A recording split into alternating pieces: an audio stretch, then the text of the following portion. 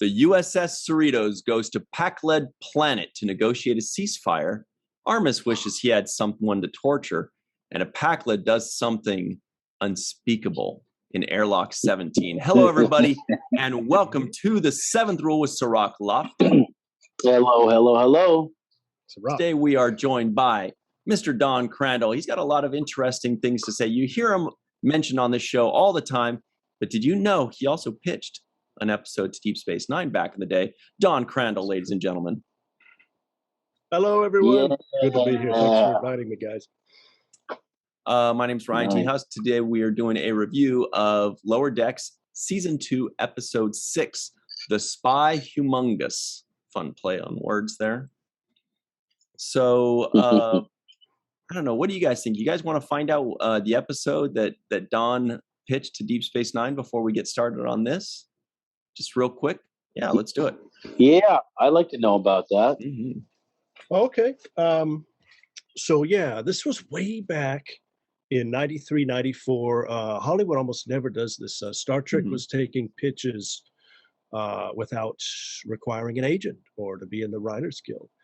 And so I took full advantage of that and wrote a few scripts and submitted them. The one that they held on to for a long time, months, was called Dying Time.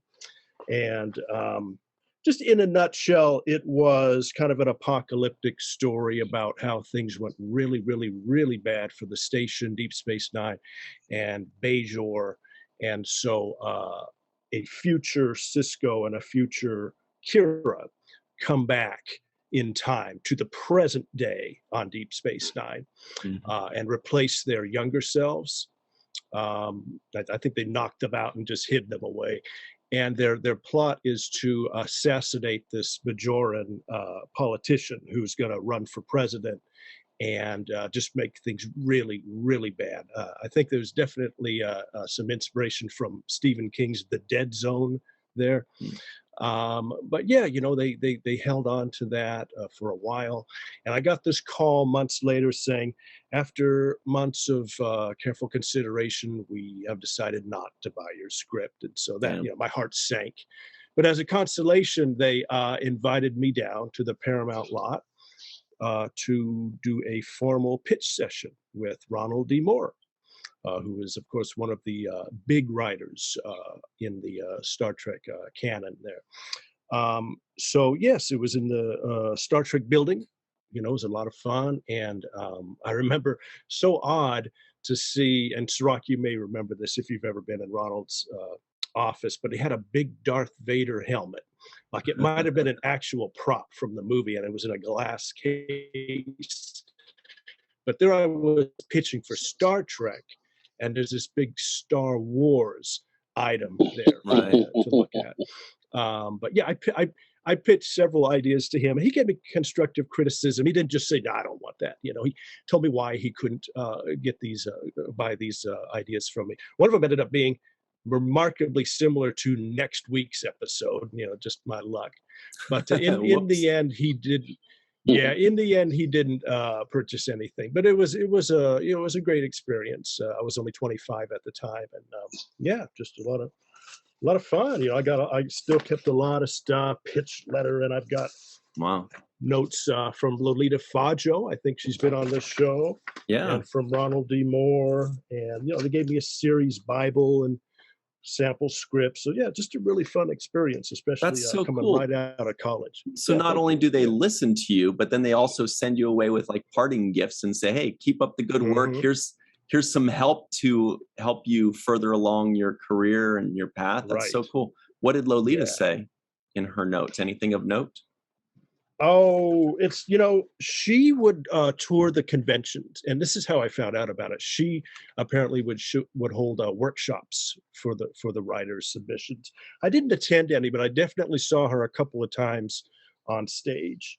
And yeah, so she ended up sending out a lot of the letters to the you know, unsolicited scripts or the spec scripts, and signed it, and just kind of giving you basic info on how to go about it. And I remember, like, a really interesting note was there is Real Trek, which is the TV shows and the movies, And there's Trek fiction, they called it, which was the books and the comics and the games, you know, and they were very strict about don't put anything of Trek fiction in your scripts because they're not canon, you know. So it was just really interesting. People are still arguing about canon to this day, but this was way back in the 90s we were talking about it. Yeah. Well, unless you're Mike McMahon, then you can sneak in some stuff from the books into Lower Decks, right? You've got a couple things in the past. Yeah. Well, they're under new management, so they can kind of break the old rules. It's funny when you were saying that, Don. You said they gave me the Bible and this is canon. I'm thinking the Bible and canon. Like there you go. There's a lot of those references in this business here. It's canonical, and it's the series Bible. I know. It's a little religious reverence there for Star Trek. Huh? Did they also gave you the Psalms and the Leviticus too, right? That's right. They gave you some things. Bajoran Vedic handed me that personally. All right. Well, speaking of which, let's talk about today's awesome episode entitled "The Spy Humongous." Usually, Don Crandall at like 1 a.m. on Wednesday night, Thursday mornings, Don is messaging me all of these things, you know, that we may have caught, we may have missed. He's just saying, okay, this is from the animated series, this is from that, this is, because he knows I've got like kind of a hole in my head where the original series knowledge is supposed to be. Animated series, I've got original series, so he's always kind of whispering in our ear and giving us some good tidbits. But it felt like this episode had hardly any references, right? You're right. Yeah. Of all the episodes for me to show up on here, it probably had the fewest Easter eggs. Yeah. You know, and I was thinking like, because they were going through all these artifacts, and I was thinking, is that from the animated series or the original series? And I kind of looked some of them up and looked at your Facebook group and the comments, and these were like new items. So you're right about that. Yes, Cirroc, Easter eggs. I don't know if you got the same feeling I did, but when they were going through all of these toxic goops and this and that and all that, I kept thinking, my first thought was to the first one was, oh, is this a reference to something? No, I don't remember that. Maybe it's original series. And then the second one, and then the third one, and the fourth one. And I was like, wait, have they just, they're not referencing anything? Oh, there was the nanobots, which was like the nanites. Or also like Borg stuff. Nano probes and nanites. And interesting they called them nanobots this time. Yeah, so other than that, though, I thought that there was like this golden opportunity. I assumed they were all going to be things that we recognized and we know, but none of them. So I don't know, Cirroc, when you were watching those, did you assume that those were going to be references to previous episodes, or did you just figure they're just pulling out silly things? No, I thought there were references. Like when Tendi got swallowed up by that giant slug and then pooped out, I thought, that's got to be from something. I know that it's got to be from somewhere. But because I don't really get the references in general, then most of them fly right over my head because I don't recognize the alien or I don't know what ship they're talking about. So sometimes those references just fly over my head. So I'm usually not getting the references anyways. But because they have done so many along the way on this show, I just take it for granted that there's just a bunch that I'm missing. So I automatically assume that each episode has a whole bunch of them stuffed in there. But I would say that maybe, and this is a guess now, this is not me having any knowledge, but maybe this episode was a submission type episode or written, wasn't maybe written in the same fashion as the other ones that have so many references. Maybe those kinds of episodes are written in a more of a group format, everybody, all the writers together in the room and throwing these ideas around. And maybe this was an episode that was written individually by one or two writers and not really done in the same setting. That's my guess. I just don't know why they would deviate from what they've been doing pretty much this whole time. Yeah, they might just have been like, hey, just to change it up and keep us guessing all the time, because it worked on me. I just assumed it took me a few before I realized that these are not things that we recognize, especially because when Boimler or whomever would have a cure for it, when something would happen to somebody and they'd be like, oh, you just rub this stuff under their nose or whatever. I was like, is that a thing? Like, it felt like they were referring to something, but they weren't, including the scorpion thing. Maybe we're seeing a change in the way the show is presented. I mean, I could be eating my words next week, but maybe they're just deciding, hey, you know, let's kind of ease down on the Easter eggs and the fan service and just kind of do our own thing, you know, kind of give Lower Decks its own identity, because it is so reliant on the Easter eggs. I think, you know, in 3-4 years, we're going to remember those Easter eggs where we may have forgotten the plot or the guest characters. But maybe this was an experimental episode. We'll see how the rest of the season goes. Interesting. Yeah, because it felt like there were like 4 plot lines going on, right? There was Freeman and Shax on the planet. There were the 3 lower deckers cleaning up all the mess.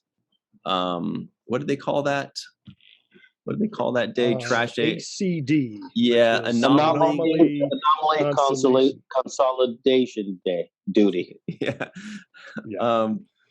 So there were those 3 doing that. There was Boimler in the red shirts, which sounds like a 50s band. And there was and then there was the Tarmarian. I can't remember the Tarmarian's name. And they were just looking for that spy. Exactly, looking for the Pakled spy. So there were what's the Tarmarian's name? Rumdar.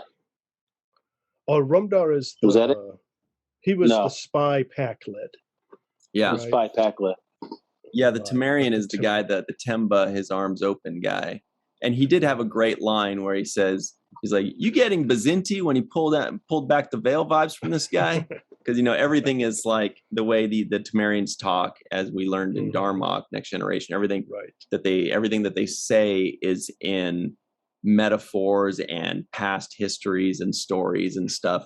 But he's got his universal translator, so he can kind of control it, except for in that first episode where he was introduced and it wasn't quite working. And so that was also a good gag. So that's kind of a reference every time he goes back into that poetic type talk, but that's less of a reference. That's more of a reference to just previous episodes at this point, because now he's been back. And they never explained how he went from being a stuffed animal guy or whatever, a puppet guy, into a puppet. Yeah, back they into didn't normal. Restore him on screen? Yeah. I think so. Well, they also didn't explain how Shax came back, right? So they sure did. It's just kind of a given. Just go with it, you know? Yeah. Kazon, that's his name, Kazon. Yeah, because one of the episode which introduced him was Kazon, and then something. Yeah, it had his name in the title. I remember. He's the Kazon, his eyes open. You were saying, Cirroc?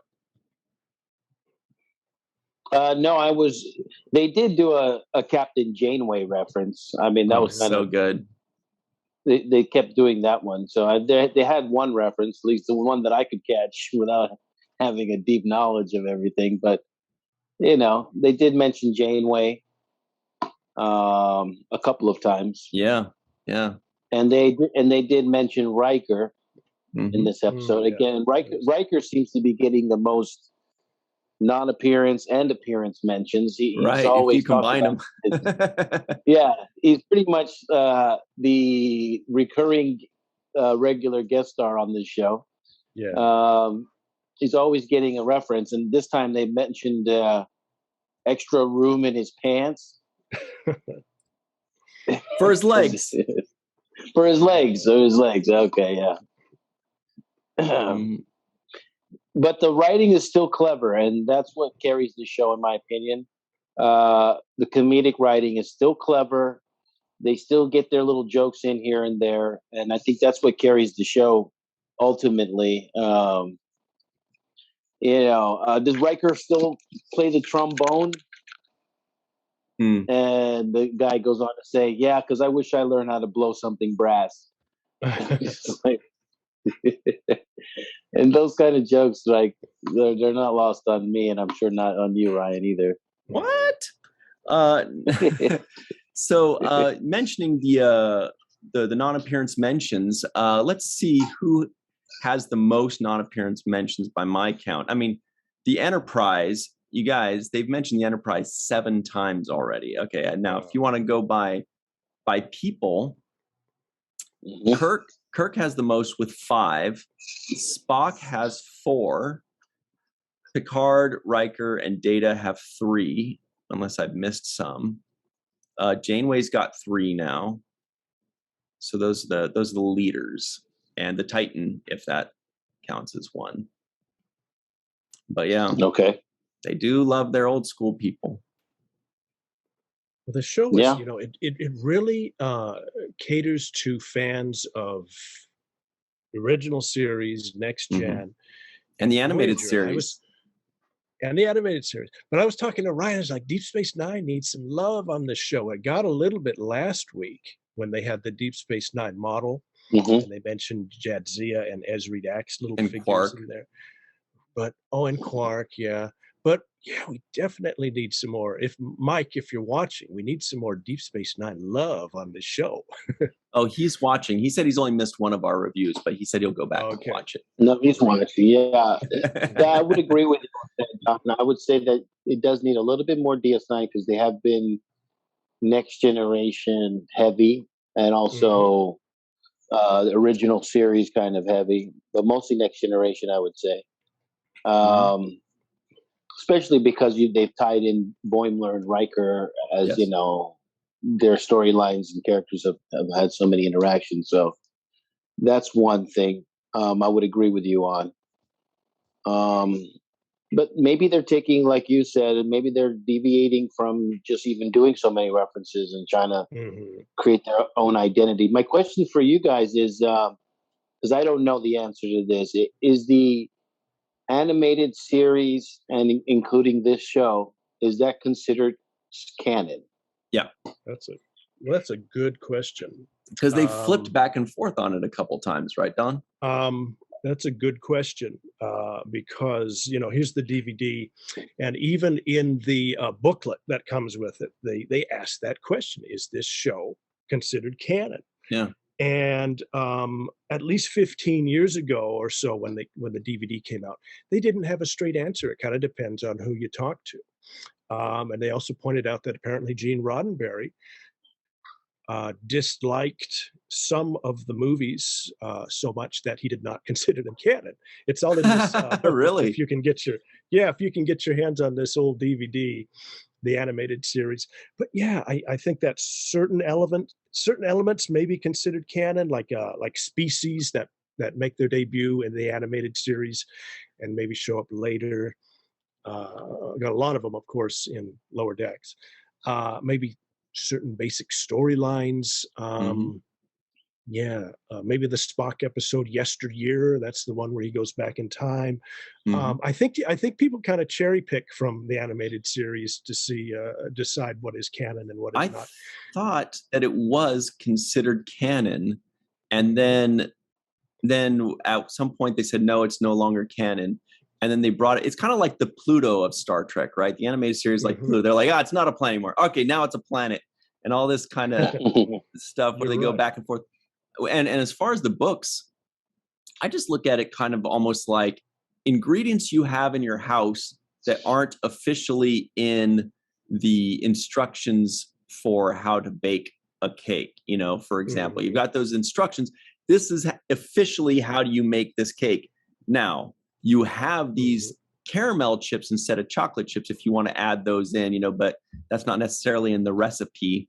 So there's like all the official stuff, and the books are not technically official, but they do pull those ideas oftentimes.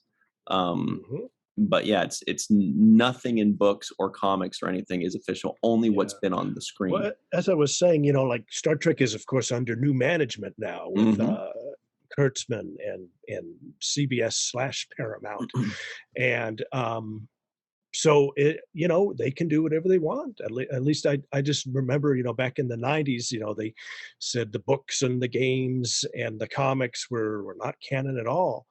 But apparently when Roberto Orci, one of the writers of the first two J.J. Abrams films, he was supervising the comic books, the Kelvin Timeline comic books, and in interviews he was saying these are official canon, and he would kind of build up to the next film and introduce little elements or character or two who would then show up in the following film. So yeah, it's all different right now. I don't know if there is a definitive answer what's canon and what's not at this time.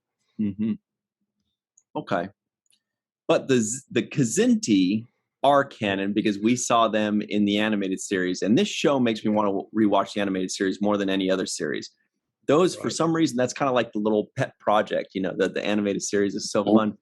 And there was this really cool reference they did, and Don, you caught this too, so the Kzinti, Cirroc is that cat-like guy that was part of the red shirts, but he's kind of got like weird ears, so it's a different race than the Cations that the Doctor is, right? Yeah. And Ta'ana, right? Yeah. And in the animated series, they walk around like hunched, like they walk around all hunched. And so when he was instructing Boimler to stand up straight, when he went hunched and said, "Look, you look like this," they made him like an exact replica of what they looked like in the animated series. So it was a fun little nod. So that was a really good Easter egg. I would consider that, because basically he was doing an impression of the animated series cats. What were they called? Kzinti. Kzinti, yeah. And they mentioned them on Picard, right? Riker says the planet that he's on is having a problem with the Kzinti attacking. And yeah, that was I think the first official reference in a live action Star Trek of the Kzinti. I'll see if I can pull up what I guess this is a good enough picture. But yeah, they're just supposed to be like, the scary monster alien of the week. Yeah, they're like hunched over and their ears are like this. And so when he hunched over, he's like, "You look like this now." He was just basically looked just like that, Yes. Yeah. So that's crazy that you said Riker mentioned the planet I'm on is being attacked with the Kzinti. Right. Because it means at that point, too, they were recalling this animated series and bringing that back to life on Next Generation at whatever point in time that was. So here we have a continuity of writers digging through the crates to find old hits to recycle. And I think that's also something that's uniquely Star Trek, right? For them to reference themselves over and over again, and basically once they create a race or they create a planet or an idea, they go back to it over and over again. I think I was reading somewhere about the Maquis having a significant role in Voyager. Totally. I haven't seen Voyager yet, but I just know that I read somewhere that the Maquis are significant players in the Voyager. And so once again, when Star Trek has created something, they keep it alive in this not even multi-episode, but multi-television show, right? It literally, the Vulcans go from here to there, the Romulans go from here to there, the Klingons continue to go. So they're creating this entire universe of people and characters that they stick with and continue to, flush out. Kind of the geopolitical overview of Star Trek. It was nice. Right. A lot of things from Next Gen carried over into your show, Deep Space Nine, right, and even into Voyager. Yeah, I'm hoping we're going to get some more, connectivity with these current streaming shows. But yeah, it's nice, the Kzinti and Picard, and then the Kzinti here. on lower decks. They're doing that. We're seeing Orions, a lot of Orions right now, huh? And I love lower that. Decks, you have Tendi. And, well, I like Orions that they've got the Orion Syndicate, and there's so much to them. And I really wish we would explore them more, because they're like this big, like the Klingon Empire doesn't just have Klingons, and the Federation doesn't just have humans. The Orion Syndicate doesn't just have Orions. And I always wanted to go and explore the other worlds within these empires. We know the Romulan Star Empire also has Remans, who, by the way, the Reman ships are Scorpions. There's Scorpion 1 and 2 and Voyager. So that's kind of a reference when Tendi became a Scorpion, right? Yeah. The Orions are in a lot of the novels, if you ever have a chance to read them. And whenever they need like a gangster character or a thug or a crime syndicate, they'll bring in the Orions. And it's interesting because now some of the people who have worked on the novels, like David Mack and Kirsten Beyer, are significant people working on these new shows. So I think that they may well be drawing from the novels, like Ryan was talking about earlier. Let's give a shout out to David Mack too, by the way. Sorry, real quick, a shout out to David Mack. He's been a guest on our show. We love him. He's awesome. We love that he's writing stuff for the new iterations of Star Trek. Oh yeah. So what were you saying, Cirroc? Sorry about that. Yeah.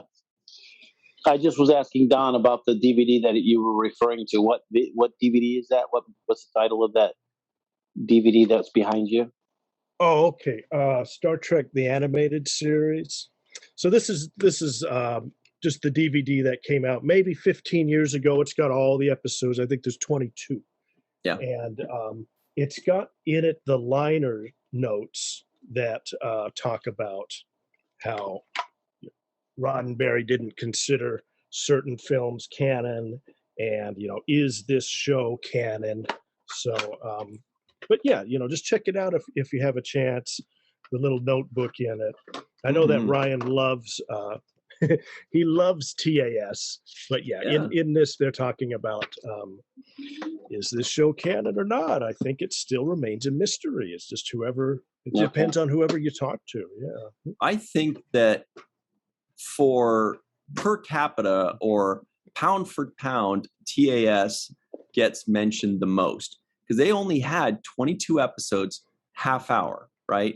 Okay. So Lower Decks, when this season's over, they'll be at 20 episodes. That's almost, identical to the animated series, but they've got so many references to the animated series we keep catching. And what a tragedy that it only had 22 episodes. I think it was 2 seasons. I think it was like the first season was like 16 episodes and the second was 6 or something weird like that. And I was hoping that DVD that you had would have like bonus footage or lost episodes, because I really think it's a real tragedy that there wasn't more. I liked it. It was fun. It's got a making of video, and I know they interview Nichelle for it. But no lost episodes, unfortunately. Okay.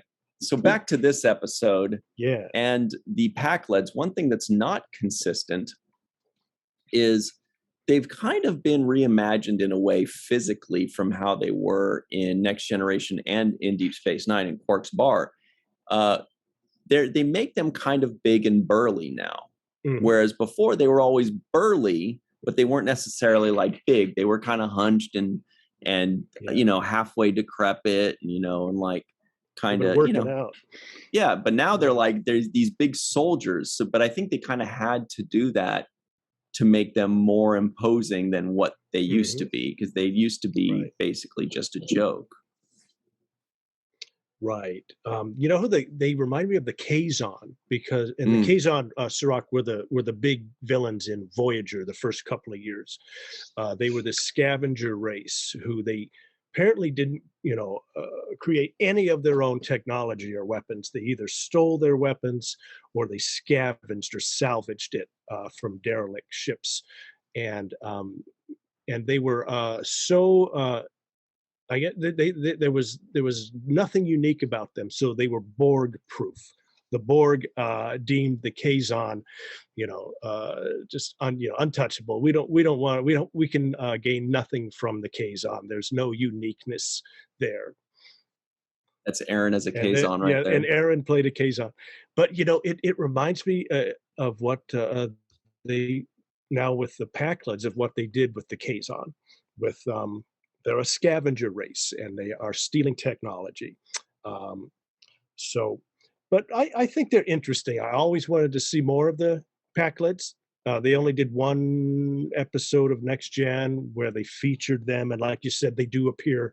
It's kind of in the background on Deep Space. Yeah, they never have any lines in Deep Space Nine. They're always just some background thing where you go, "Hey, there's a Pakled back there." It's usually just two of them sitting at the bar. Barflies. Right. I know. And they kind of reference them in like dumb characters, because they kind of like caveman dumb. Oh, they're so dumb. That's the whole point. Is that they're just so dumb. And basically in the Next Generation, they run into these guys that can barely communicate because they're so dumb. They're just like, our ship doesn't go, your ship goes, we need help, or something like that. So Next Generation crew feels bad for them, and they're like, okay, well, we'll help these idiots out. And these idiots ended up playing a trick on them where they pretended like their ship wasn't working to like steal their warp core, steal something important. And so of course, Geordi, they kidnapped Geordi. Yeah, and you make our ship go and all that. And that's just kind of the trick that they play. They're these idiots that somehow fool people because everybody thinks these guys are so dumb that they trust them, and they actually pull the wool over their eyes. So that's what they're still doing, here. Yeah. People are still falling for their tricks, but less, like, as you saw, Kazon and the other fellow there, they're kind of like, they're on to the guy. They're like, hey, look, he's trying to trick us. We know that's what these guys do. That's kind of their thing. Mm-hmm. Yeah. Kazon and Ransom. Interesting idea. They're kind of like a really low rent Borg, where they're stealing weaponry, but they're actually they've got so much of it now. They're a real formidable force. Mm-hmm. So we've waited long enough. Cirroc, what was your favorite line of this episode? Cirroc's favorite line. My favorite moment was when Rutherford turned into the Ruthy Professor. I'm sorry, the Nutty Professor.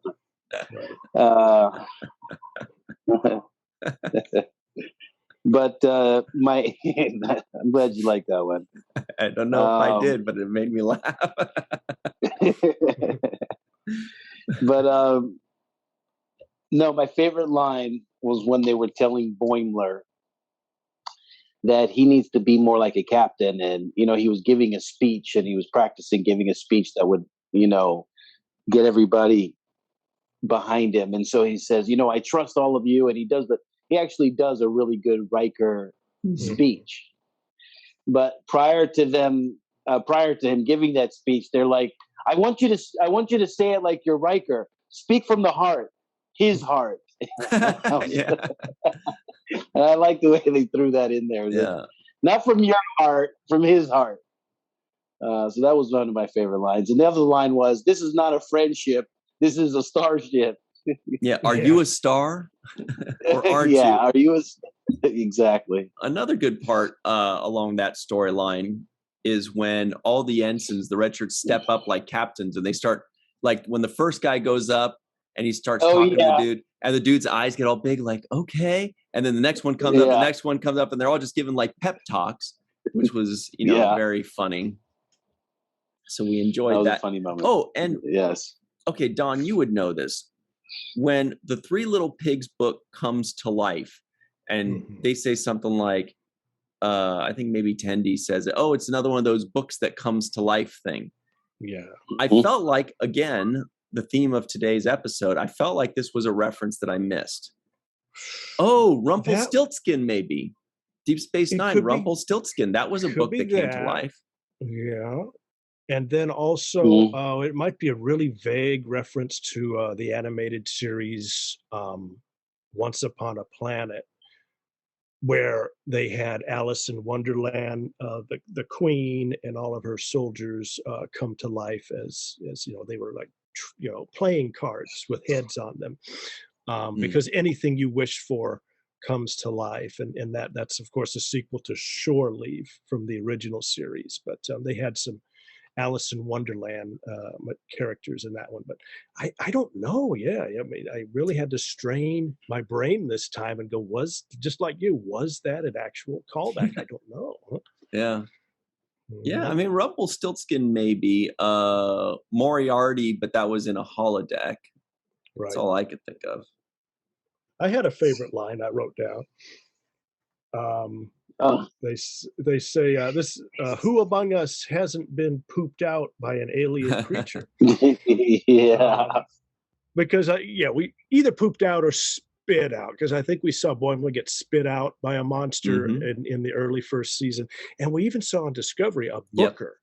Didn't he get swallowed by a big creature? Yeah, and big spit worm out? thing. Yeah. Yeah, that's like yes, he did. Recurring. It's going to be a cliche at this point. You know? Right. Yeah. Oh, there was another line too. I don't know, Ryan. You were probably about to say this one, but what's his name? Shax had a funny line when he told the acting captain there from the red shirt to clean up airlock 17. The Pakled did something unthinkable. I thought that was another funny line right there. Right. Yeah, and the way he delivered it was great. I mean, these voice actors, you could tell why they were chosen. Their voice acting is great. They really add a lot with the way that they say it. When he said unspeakable or unthinkable, he really just put in like disgust, like you'll never believe this. Yeah. I was also noticing Dr. Ta'ana, same thing, was she adds something when she speaks. I don't think she was in this episode, but a few episodes ago. She was. Okay, a few episodes ago when Tendi Roni was going to give her, her physical, and she was kind of changing her voice around. That's when I noticed. I was like, wow, she can really do a lot with her voice. She's doing a great job. But anyway, you had something, Don? We had mentioned the red shirts. You know, they were like the cool guys in lower decks, and then the other guys were kind of the nerds. But that reminded me of one of my favorite Deep Space Nine episodes. In Cirroc, it's you and Aron. Is it called The Valiant? Yeah. Valiant, where you go over to that remote starship full of a very, very young crew. And Courtney Peldon, by the way. Yeah, that's right. But they're just like, too cool. And they called themselves Red Squad, right? Right. Weren't they Red Squad? Yep. Exactly. Reminded me of that. And they kind of had that in Next Generation, right? Nova Squadron, where Wesley in Starfleet Academy, he just got caught up in the wrong crowd. They were the elite, they were the cool people, but then we turned out they were kind of shady and they were doing wrong things. So what? The elites are never shady, Don. What do you bite your tongue?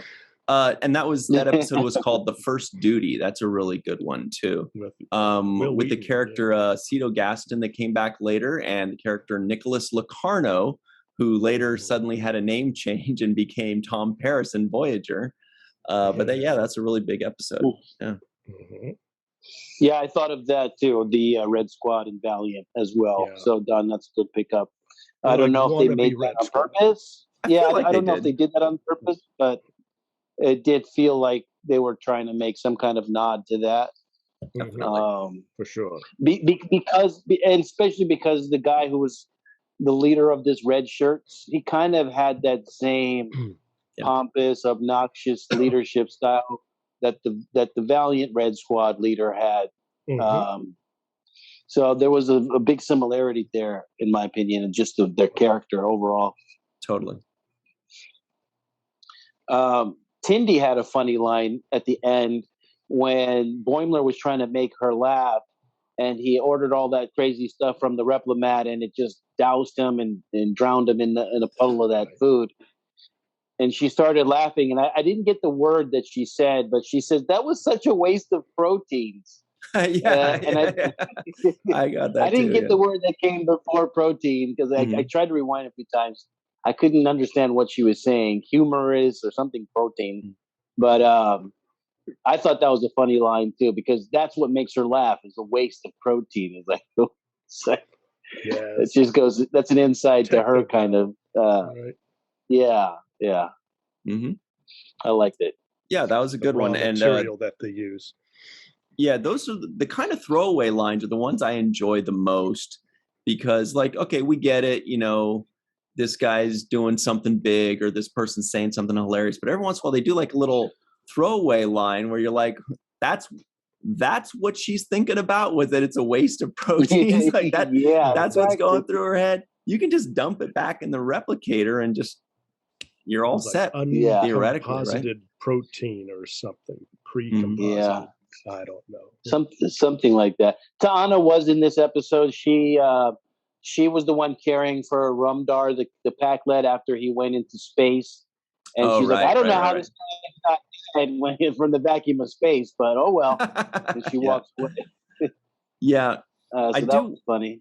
I do want to cover a bit of Armus because that was really great. They prank called Armus. Armus Cirroc was a character in the first season of Next Generation, I think like episode 22 or 23, right around there, from the episode Skin of Evil, which he mentioned. He said, I am the Skin of Evil, which was in reference to the episode title. He is actually, spoilers, earmuffs people, he's actually the guy that kills Tasha Yar, played by Denise Crosby. Right. So that was funny. Okay. You know, the whole thing was funny when he's like, I got nobody to torture or whatever it was. I wish I had someone to torture, and they had fun with him. So I think the Star Trek fans probably enjoyed that moment the most because that is, he's forever in Star Trek lore as one of the only guys, one of the only entities that's ever killed a main cast member permanently. And what is he? This blob gelatinous mass? Like, is that what he is? Yep, that's it. He's like just kind of like this oil slick and with magic powers. He's almost like and Odo, he can change form. Yeah, he just kind of wiggles around. That's about as humanoid as he can appear. He's not quite as adept as Odo, but he's just a slime pool most of the time who takes slightly human form. And like Ryan said, he just loves to torture and lure people there to torment them and kill them. Yeah, if he were any slimier, he'd sell cars. Who'd have thought we'd ever see him again? But I think what Lower Decks does, one of the things it does best is it just takes some of the silliest things we remember about Star Trek, particularly the older ones. Like in this case, Armus was first season Next Gen, or the most outdated material, and they just really play with it and have fun, you know. So that's why we get a lot of animated series references, and you know, just the Pakleds were, like Ryan said, they were just kind of a joke when they were on Next Gen, and now they're really playing it up into something different. So just having fun with the silly aspects of Star Trek, the older Treks. Yeah. And what was the name of that blob character? Armus. Okay, no, full name. Was his last name Shimmerman? There you go. Thank you. That's all. That's all I want to do, Ryan. Ryan's supposed to tell us. I want to be like jokes. You, Ryan. I know. Armus Shimmerman. All right, we'll take it. Do you have one, an Armus one for us, Don? An Armus joke? Like his last name could be Hammer. I don't know. We can get it. I don't. Yeah. I'm going to leave the bad jokes to you guys today. Thank you. Appreciate it. Did anybody catch when the Pakleds was like, do you want a rotten mush fruit?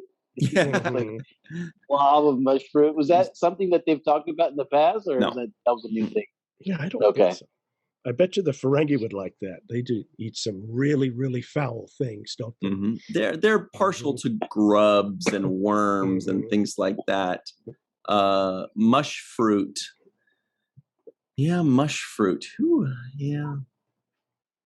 knows? Rotten mush fruit.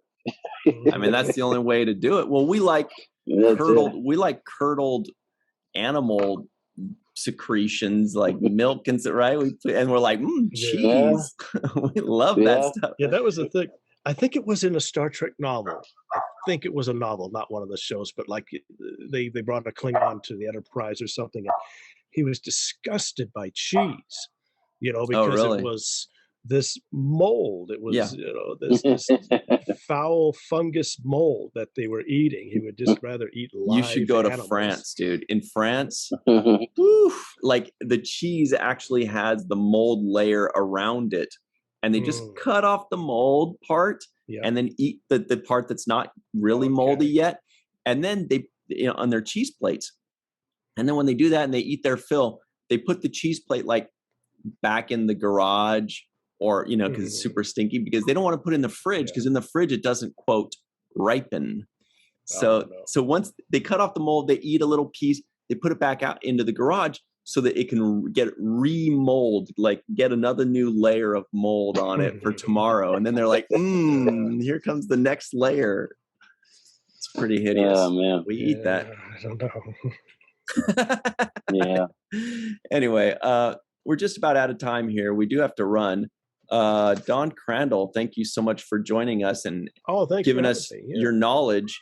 Normally we have like 50 references to go through, but this time we could actually just kind of talk about Lower Decks and not stress about everything we missed. Plot and the characters this time. Also, you're an associate producer on a movie that's coming out real soon. Do you want to tell us about that before you go? Oh, okay. Well, thank you. Yeah, I'm an associate producer on a new true crime thriller. It's called, this is a mouthful, it's called Eileen Wuornos, American Boogie Woman. And it's a companion film to Ted Bundy, American Boogeyman. It stars Peyton List from Cobra Kai and Tobin Bell from the Saw movies. October 8th. Watch for that on streaming platforms and Redbox DVD. Has anybody noticed, by the way, that Peyton List, there are two actors with the exact name, Peyton List, with the exact same spelling, that basically came out at the same time. Like, I only heard the other Peyton List is a Star Trek actress. She was in Star Trek Picard. She played the character. What was Narissa? Narissa. Rizzo, right? And so that's so really the other weird. Peyton List is on Cobra Kai. It's Tori. Blonde girl. Cool. So check that out, everybody. If you like Peyton List or Peyton List, make sure you check that out. Good job, Don. That's really cool. Oh, thank you. Yeah, it's a lot of fun. All right, guys. So that's about it.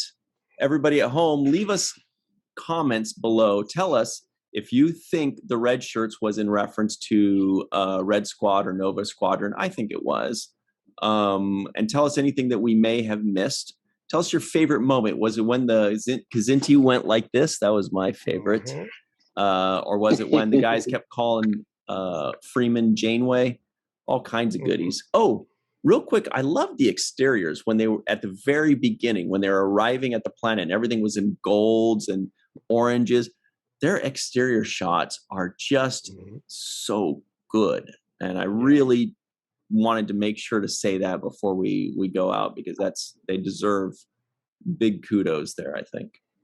And also, really quickly, they went back to the old format in this episode by actually having a little teaser and then running the credits and then going into the story, which they did not do in the episode before this. They actually went right to the credits. So they're switching things up on us every day. We don't know what we're going to get. It's a curveball, a changeup, fastball. You never know. You never know. Split finger, whatever. In the comments below, let us know what kind of ball you think it is. Anyway, thanks, Don Crandall, and we'll be talking to you next week for sure with all the cool Easter eggs that are coming up. Let's hope there's more. I mean, I think there will be. Yeah, I think so too. All right. Thanks very much, and everybody at home, always remember the 7th rule.